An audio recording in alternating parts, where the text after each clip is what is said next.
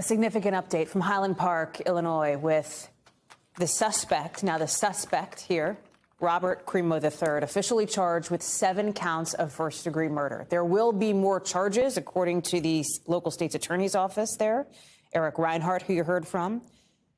Likely attempted murder charges, etc. We should see the suspect now in court tomorrow morning.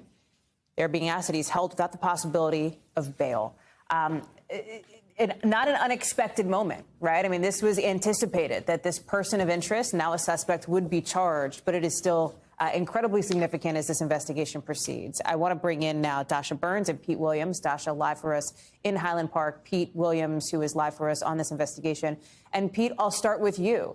Again, not unexpected. 7 counts of first-degree murder here, a penalty of life in prison without the possibility of parole if he were to be convicted. Right. So Illinois is not a death penalty state. Illinois did away with the death penalty in 2011. So that would be the maximum for first-degree murder. It's the most serious charge on the books. It means that someone committed a crime planning to kill people. Planning is a key element, knowing that what they would do would likely cause death. So it's basically premeditated murder like many states have.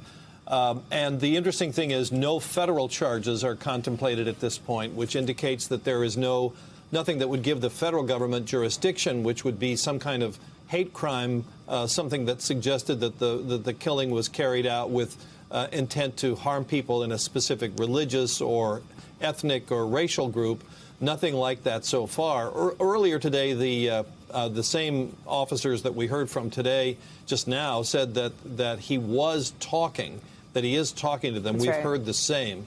We've heard from law enforcement officials that he basically has given them a fairly clear account of what he did, which is how they can say that the planning for this was something that went on for several weeks. So he was a person of interest, then he was a suspect, now he's the defendant.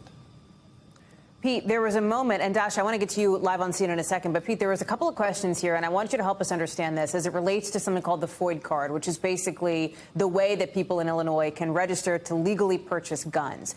And this question... Right, it stands for Firearm Owners Identification, yeah. So the deputy chief there, the spokesperson, Chris Cavelli, said that this defendant now, the suspect, was under the age of 21 when he bought these guns. Does that mean he would need a parent's or guardian's permission to get this? And how does that square with some of the other information that we've heard about a family member back in 2019 having reported these threats against other family members to the point where police had to come and take knives out of the house?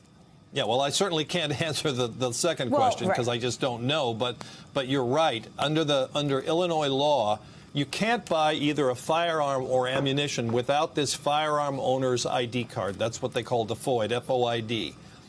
You can get one if you're 21. If you're under 21, then a parent or guardian has to sign it with you. So that would suggest that when he purchased these weapons, and, you know, he's only 21 now. He'll turn 22 in August. And we're not exactly sure when he bought the weapons. I think earlier today, the police said that he bought them in 2020 and 2021. So presumably he was under 21 for at least one of those purchases, if not both. So if the law was followed, a parent or guardian would have had to know that he was buying guns and would have to approve his getting this firearm owner's ID card. Tasha, let me go to you, and I want to play this key moment during this news conference here, because at one point you could actually hear some people, presumably not reporters, but folks from Highland Park cheering in the background. Let me play that moment. Today, the Lake County State's Attorney's Office has charged Robert Crimo III with 7 counts of first-degree murder for the killing spree that he has unleashed against our community. These are just the first of many charges that will be filed against Mr. Crimo. Dasha, I don't know how close you are to where this happened or if you're right outside. Who's there? Have people from town come out to try to listen to these news conferences? Yeah, Hallie, I'm really glad you played that bit of sound there because this is something I wanted to emphasize, right? As we in the media are at these press conferences and getting information, the people in the community, of course, have a lot of interest in what is coming from law enforcement, from their leaders on this. And people have been waiting all day to hear about these charges. So we've got a lot of media here. The press conference happened just a few yards to my left here. And there's a few dozen or so local folks from the community here to learn more information. And yeah, there were several moments when people applauded. The first was what you played there, talking about the charges. The second was when one of the state's attorney's office folks talked about an assault weapons ban, saying that people like Robert Crimo, Bobby Crimo III, should not have access to these kinds of weapons. There was a lot of applause here. And Hallie, you know, just weeks ago, there was a March for Our Lives on this very same street that the parade took place, where this tragedy now took place. One of the things that was mentioned at the press briefing just now is that people's freedoms were taken away on a day where freedom was supposed to be celebrated. The people who died lost all of their freedom. But the people who are now living with this tragedy also lost a lot. They will never be able to celebrate freedom on the 4th of July. Everyone I've spoken to says fireworks on the 4th of July. Absolutely not.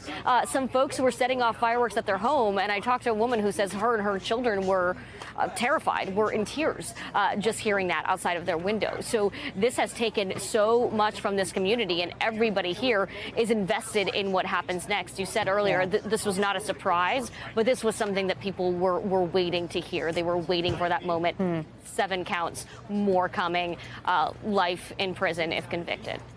Pete, let me go back to you for a couple of questions. As Dasha was speaking, we actually got from Illinois State Police new information related to the question we were talking about before, and some clarity on the timeline as to when this suspect got that ID card to be able to purchase these firearms, as police say, legally.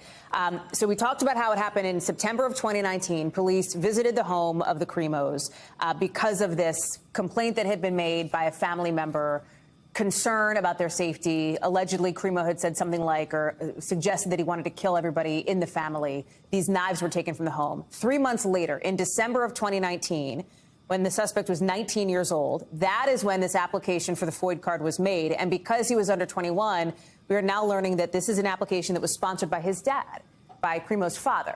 So that is, I just want to share that, Pete, because it does provide more clarity as to how this timeline unfolded. Sure. When he got this, the ability, at least, to then go and purchase firearms legally in the state of Illinois. Right. So that confirms the suspicion we had that somebody in the family had to sign the card because he was under 21 when he wanted to buy a gun to get the card.